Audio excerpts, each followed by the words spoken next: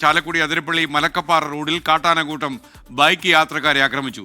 ബൈക്കിലെത്തിയ തമിഴ്നാട് സ്വദേശികൾ ജീവനും കൊണ്ട് ഓടി രക്ഷപ്പെട്ടു എന്നാണ് ഞങ്ങളുടെ ബ്യൂറോ റിപ്പോർട്ട് ചെയ്യുന്നത്. ആനക്കയം ഭാഗത്ത് വെച്ചാണ് സംഭവം. നമുക്ക് ആദ്യം ആ ദൃശ്യങ്ങളൊന്ന് കാണാം.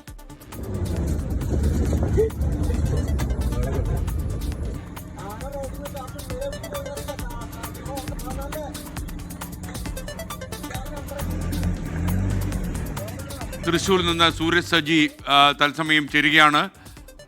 സൂരജ്, ശരിക്കും ഇവർക്ക് അപകടമൊന്നും ഇല്ലാതെ അയ്യോ ഇത്രയും കൂടുതൽ ആനകളുണ്ടായിരുന്നു, ബൈക്ക് അവർ തട്ടിയിട്ടിരിക്കുകയാണോ അവിടെ? പറയൂ.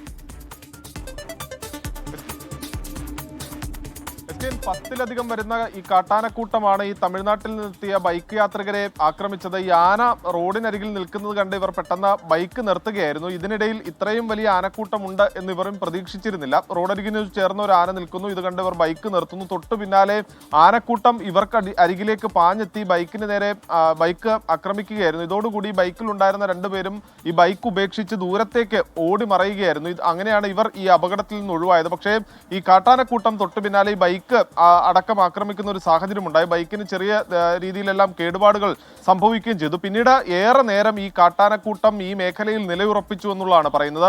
അതിരപ്പള്ളി മലക്കപ്പാറ അന്തർ സംസ്ഥാന പാതയാണ്. ഈ അന്തർ സംസ്ഥാന പാതയിൽ ഏറെ നേരം ഈ കാട്ടാനക്കൂട്ടം നിലയുറപ്പിക്കുന്നു.